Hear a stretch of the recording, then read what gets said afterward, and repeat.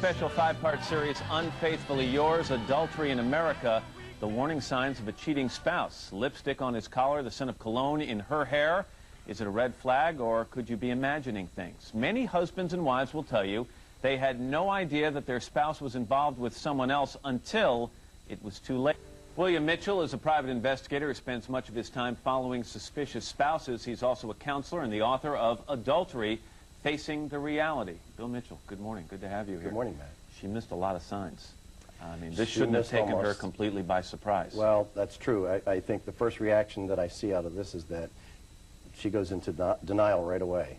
And then after that, she goes right into the missing all the classic warning signs. Let me, 85% of people who suspect that their spouse is cheating, turns out they're right. That's true. Sad, but that is really scary. It is scary. And a lot of people who do cheat think they're being pretty slick about it. Do most people, though, trip up and leave some warning signs behind? I think they do.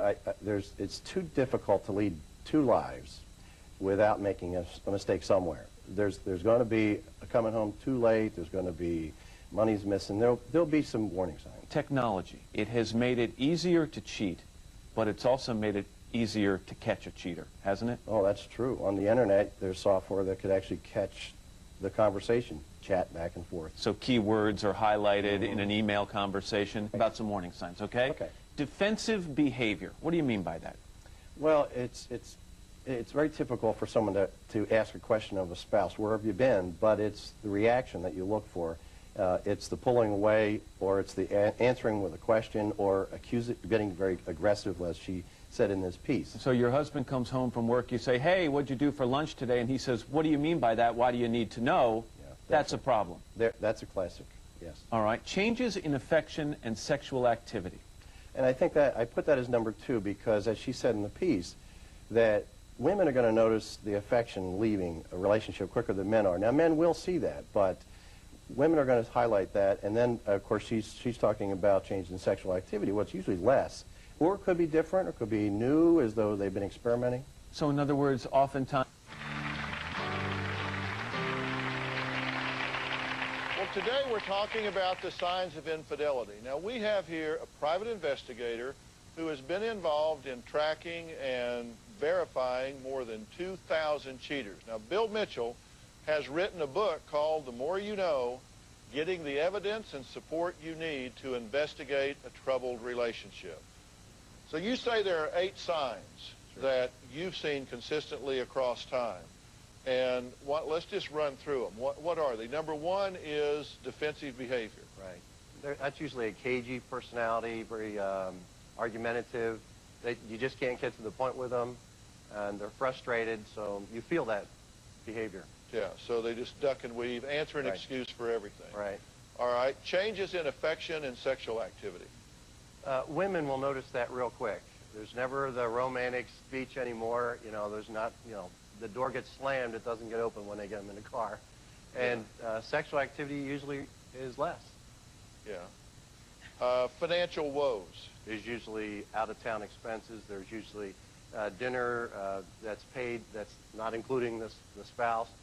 There's gifts that show up. There's just a lot of money that just doesn't go to the marriage. Like $55 charges to right. AshleyMadison.com. Right there. The average. And welcome back to Hannity and Combs. Convicted sex offender Jerry Buck Inman was charged today with first-degree murder, kidnapping, and rape in the strangulation of 20-year-old Clemson student Tiffany Sowers. Now, Inman has confessed to the murder and 2 other recent sexual attacks and robberies in Tennessee and Alabama. But with a record of sexual assault, kidnapping, armed robbery beginning in 1987 in multiple states, why was he even out on the streets? Joining us now, a friend of Tiffany, is Sarah Schiff is with us, and from Greenville, South Carolina, private investigator Bill Mitchell. She was so talented, and she had so much to offer the world that this man took away from the world. You know what? It really angers me, to see such a terrific kid have her life taken from her like this. Bill, I read this rap sheet and I get more angry.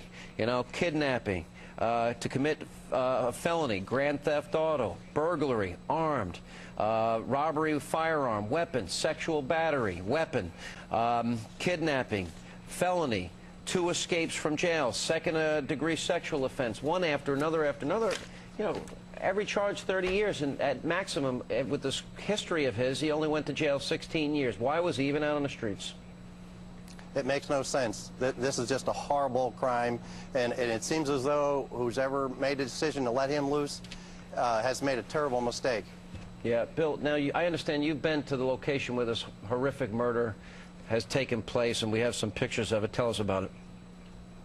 Well, in this situation, Tiffany lived in probably the worst apartment location in that complex, in the back, unprotected, no fence, there's no patrol, there's no access control. There are a lot of issues with security to the residents, and I can see how he could have targeted this as the prime spot to go after Tiffany. This guy had everything wrong about him, and we actually need to look at his case history, who did the analysis of this guy, who did therapy on him. There's no reason a guy like this with such a horrible record should have any freedom at all. Convictions for sexual offense and escape from jail, and he was paroled as recently from the Florida jail as this past September 2005. I'd be curious to know on what basis he was paroled. That makes no sense to me. In cases like this, where we've had sex offenders back out doing repeat crimes like this, it's a system. There's got to be an excuse for this, and it's just unacceptable. Bill, let me ask you about, and Sean touched on this idea that it's near a construction site.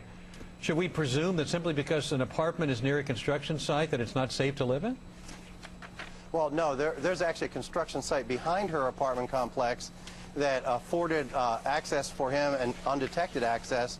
But the location that she lived in, irregardless of the construction site, was just so vulnerable, and a girl like this who was trapped in a dead-end alley of her apartment had no chance against a guy like this. He looked at this situation as he probably stalked her out of the woods and said, "This is it. I'm going to get this girl. I can get away with this one." She was totally vulnerable, and there's just not enough protection for her. Can I say something too? I think that the law enforcement agencies down here have done a spectacular job.